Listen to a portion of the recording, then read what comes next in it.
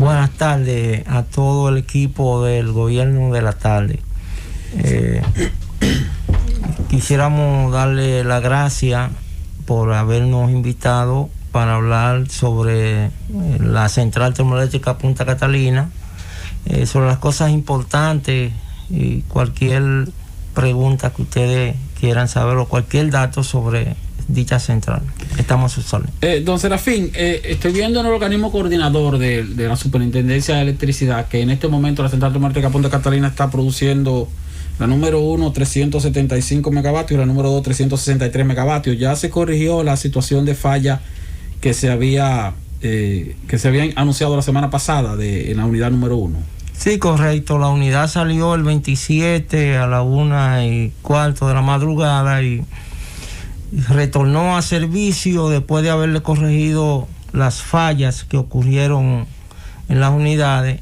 En la unidad el día 3, sábado, a las 6:56 de la tarde. Habíamos visto, Serafín, que usted dijo que la central termoeléctrica tenía fallas, esas fallas eran fallas graves, y vimos en la rueda de prensa también que usted dijo que la corrección de esa falla corría por cuenta del consorcio constructor, pero también usted hizo referencia a que las autoridades pasadas no se ocuparon de hacer esa gestión de garantía de parte del consorcio constructor para cubrir el costo de esas reparaciones, y que ustedes fueron los que se encargaron de hacer esa gestión. ¿Es correcto? Bueno, nosotros nos referimos en una rueda de prensa que dimos hace días, y también en una carta que le enviamos al consorcio de Brechten, Limón, Estrella, de varias fallas que tienen ambas unidades, la 1 y las 2. Dentro de esas fallas estaba contemplado el cambio de la junta del sistema de AQCS, es decir, del sistema de control de calidad de aire,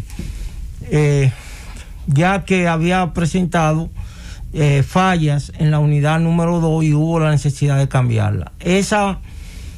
Esa programación estaba hecha para el 31 de octubre del 2020. Sin embargo, la unidad presentó una falla en dicha junta de manera anticipada, lo cual se convirtió en un problema de seguridad para la planta. Es decir, ese es un fallo que produce cierto nivel de inseguridad operacional en la central, y simple y llanamente hubo que sacar la unidad de emergencia en vez de sacarla programada como estaba se había contemplado anteriormente. Hubo que sacarla antes de la fecha prevista. Claro, es una salida de emergencia. Sí. Lo que me llama también la atención, don Serafín, es que por un lado se decía que las fallas eran fallas graves. Uh-huh. Y sin embargo fue algo que se corrigió en 4 o 5 días, o sea, entonces no era tan grave. Cuando lo digo en el tiempo que tardó para corregirse, por lo menos en este momento.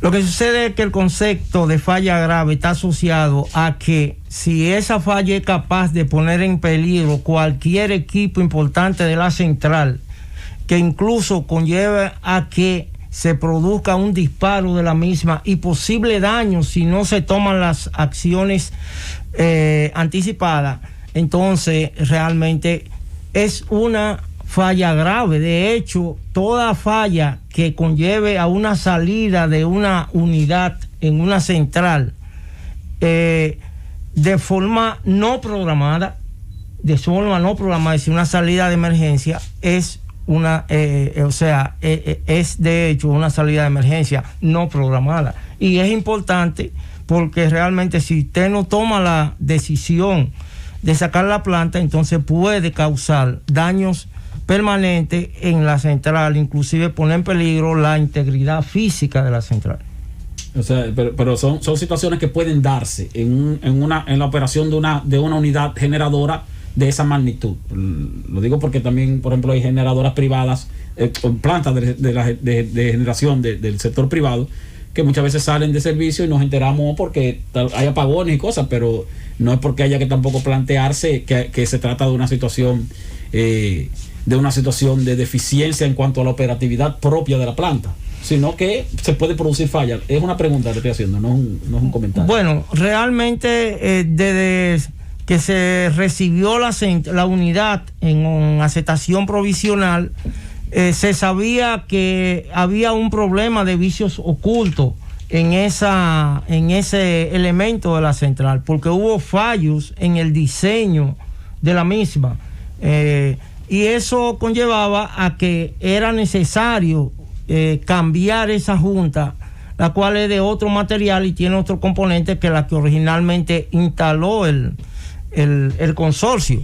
Entonces, por eso es que en una central se habla de que hay 3 tipos de fallas. O sea, primero 3 tipos de paradas. Está lo que se llama la parada programada, que es similar a cuando usted, por ejemplo, va a su médico y cada 6 meses le dice, usted tiene que irse a chequear cada 6 meses. Pero está lo que es la parada de emergencia, que es similar a cuando usted, por ejemplo, sufre del corazón y le da un ACV y usted no se puede quedar en su casa. Usted no puede esperar la fecha de la cita que tiene con su médico. Tiene que ir, porque si no puede tener un problema serio.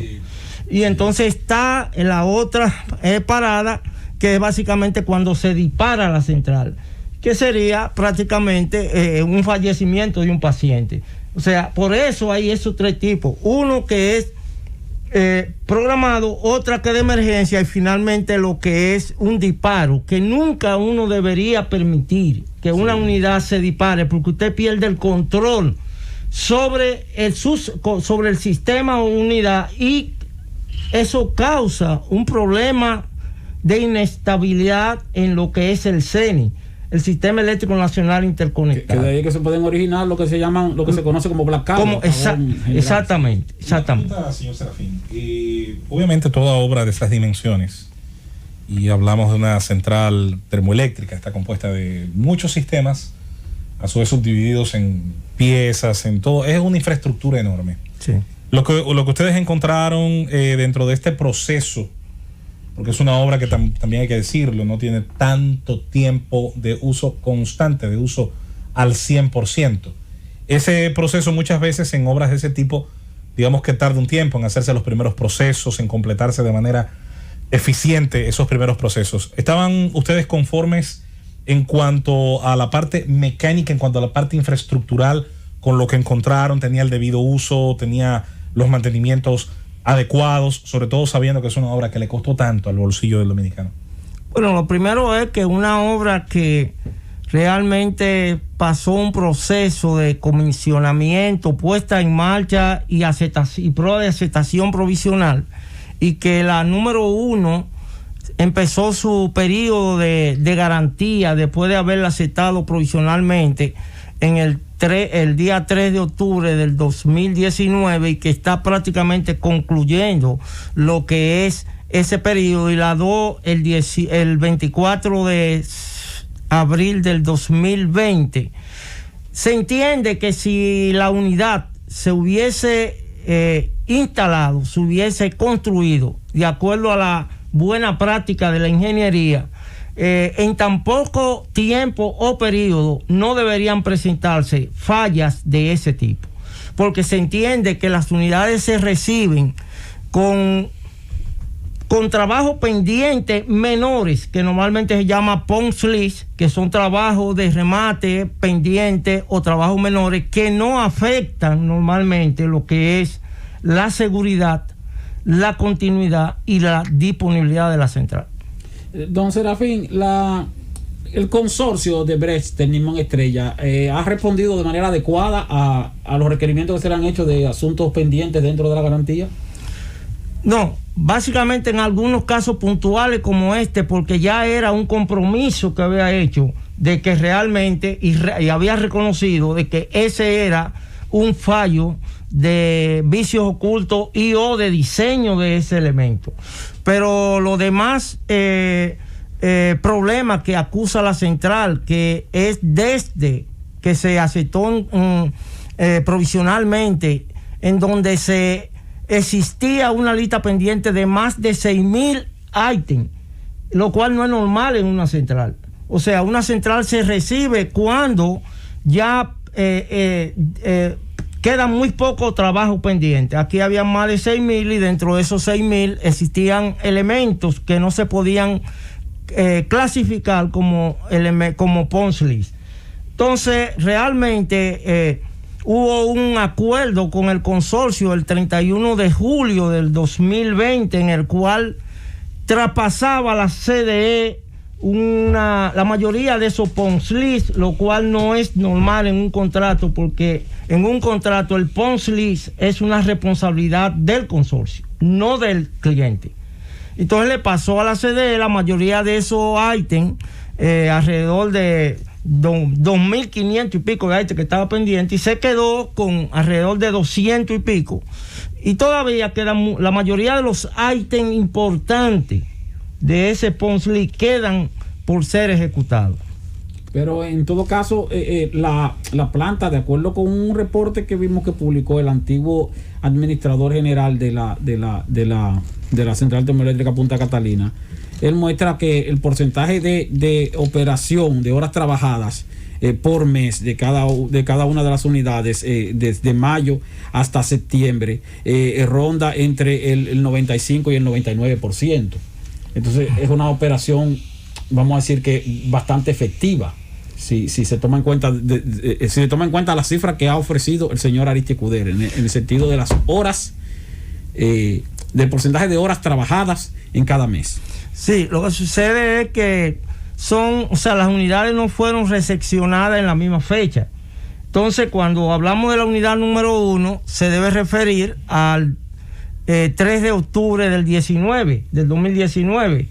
Y si usted calcula cuál ha sido el comportamiento de esa unidad en ese periodo, no se corresponde al 90 y pico de disponibilidad, porque de hecho ha habido salidas importantes por falla de la caldera, por el turbogenerador y otro elemento.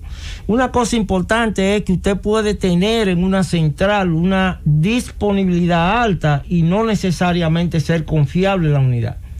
Porque, por ejemplo, yo puedo tener el caso de la unidad número 1 que tenga, por ejemplo, 90% de disponibilidad, pero para yo lograr eso posiblemente no puedo trabajar en varios periodos la central en 375, sino que tengo que bajar la carga por falla de un elemento que me limita la carga. Por ejemplo, nosotros tuvimos que hacer eso en esta falla. Esa falla empezó el sábado anterior y tuvimos 5 días trabajando la unidad. En vez de 375 la bajamos a 325 para poder mitigar el efecto de esa falla. Pero en este momento está produciendo 375. 375 y la otra también puede producir o está produciendo 363, como usted me dijo, porque está regulando frecuencia. Y cuando está regulando frecuencia sigue al sistema. Pero están entonces en este momento en buena capacidad. Yo quisiera hacer una última pregunta antes de irnos, Luisa, porque sé que no están haciendo señas. Y es sobre el personal dominicano que trabaja en esa central termoeléctrica. Usted es un ingeniero, usted es un técnico y usted es un hombre que reconoce también la capacidad técnica en ese tipo de labor. ¿Qué ha hecho su administración? ¿Ha preservado a ese personal técnico o por el contrario lo ha sustituido por otros personal? ¿O cómo te evalúa la capacidad de lo que usted encontró en cuanto a recursos humanos? No, en cuanto a recursos humanos, más del 95-99% del personal está en la central, es capacitado y trabaja de forma eficiente. Ahora, en una central hay un personal que es el staff de la central o la alta gerencia. En este caso, el director de producción, lo que es el superintendente de mantenimiento y el superintendente de operación de la central. Entonces, esos 3 niveles fueron removidos 2 de ellos porque el director de producción renunció antes de nosotros llegar. Sí. Entonces, nosotros nos vimos la necesidad de de sustituir al de mantenimiento y al de operación, debido a que generalmente en una central como esa, un proceso de prueba y recepción, prueba de recepción de la central no estaba lista para ser recepcionada debido a los múltiples problemas que tenían en la fecha en que fueron recibidas.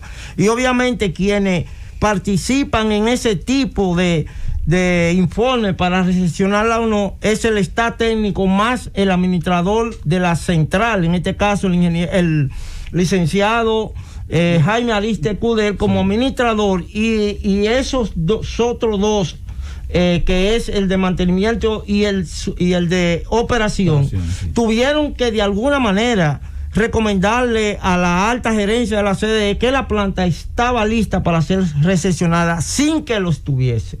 Ahora, ¿por qué lo hicieron? Yo no sé. ¿Por qué el licenciado Jaime Ariste le comunicó, por ejemplo, al licenciado Bichara que la central estaba lista para recibirla? Yo no sé por qué lo hizo, porque de hecho los múltiples problemas de seguridad y de confiabilidad que tiene esa planta hoy en día, falta de seguridad y confiabilidad y otras fallas, demuestran que esa unidad no estaba lista para ser recibida en ese momento. Por eso lo sustituimos, porque los técnicos somos técnicos y tenemos que trabajar a sí mismos. Es decir, si una cosa no está correcta, aunque me cueste el cargo, hay que decirlo. Bien.